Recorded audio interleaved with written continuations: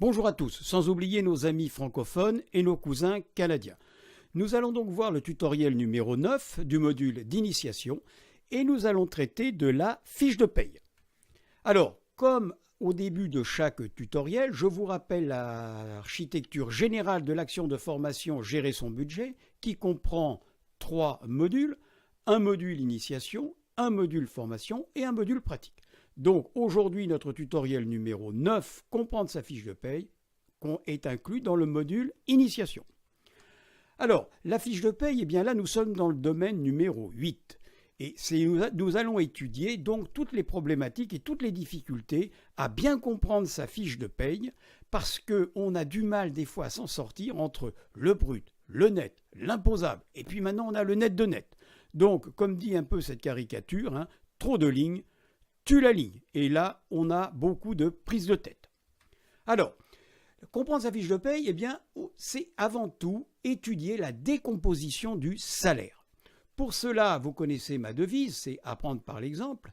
Et un petit schéma vaut mieux qu'un grand discours. Mais au préalable, je vais vous rappeler que depuis le 1er janvier 2019, l'impôt sur le revenu est prélevé à la source. Et là, vous avez déjà dû vous en rendre compte. Donc, si vous avez une difficulté pour comprendre ou une explication, à ce moment-là, je vous recommande d'aller sur le site du service public. Je vous ai mis là le lien. Alors, maintenant, je vais vous raconter une histoire. Cette petite histoire, c'est l'histoire de Vincent, qui est ouvrier qualifié dans son entreprise et qui rencontre son chef d'entreprise. Ils discutent tranquillement et à un moment, son chef d'entreprise lui dit « Est-ce que vous savez, Vincent, que vous me coûtez 3 363 € sur ma masse salariale ?»« Ah bon, Vincent, il dit ? Mais c'est pas possible, moi je ne touche pas 3 363 €. Eh bien, vous allez voir, Vincent. Sur ces 3 363 €, Vincent, moi je vous verse 2 300 € de salaire brut et je verse en prestations sociales 1063 €.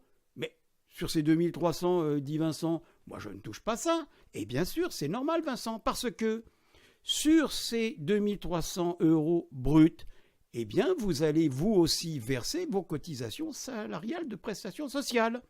Donc, vous allez toucher un salaire net de 1730 €. Mais attendez, Vincent, parce qu'avec la réforme du 1er janvier 2019 du prélèvement à la source, eh bien, c'est même pas encore ça que vous allez avoir sur votre compte en banque. Vous allez avoir que 1530 €. Pourquoi ?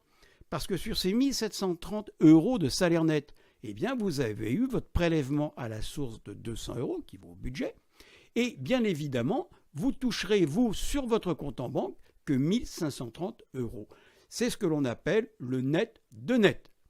Donc, ce qu'il faut se rappeler, c'est que lorsque un salarié touche en net, donc salaire net, par exemple 1730 €, eh bien, pour le chef d'entreprise, sur sa masse salariale, ça lui coûte 3 363 €.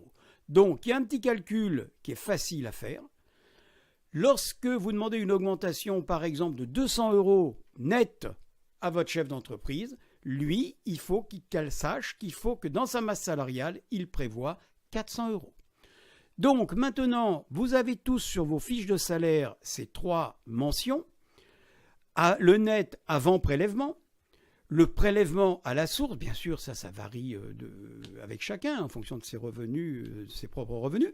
Et vous avez le net à verser. Donc ce net à verser, c'est celui donc, que vous allez avoir sur votre compte en banque.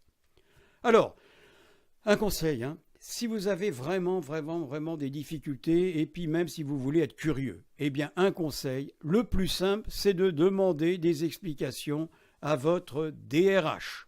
Et là, lui, il se fera un plaisir de vous expliquer. Alors, nous avons donc terminé ce tutoriel donc, sur la décomposition de la fiche de paie. Maintenant, le prochain tutoriel sera le tutoriel numéro 10. Nous étudierons la durée de conservation des documents. Je vous rappelle donc que cette présentation peut être téléchargée au format PDF donc, sur mon site Gérer son budget.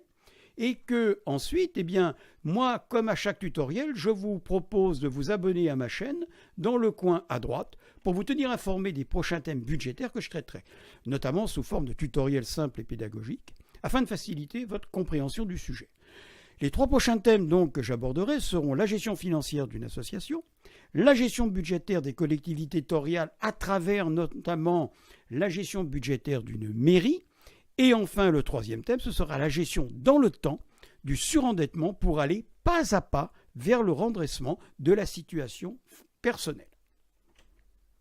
Eh bien, je vous dis dans le prochain tutoriel.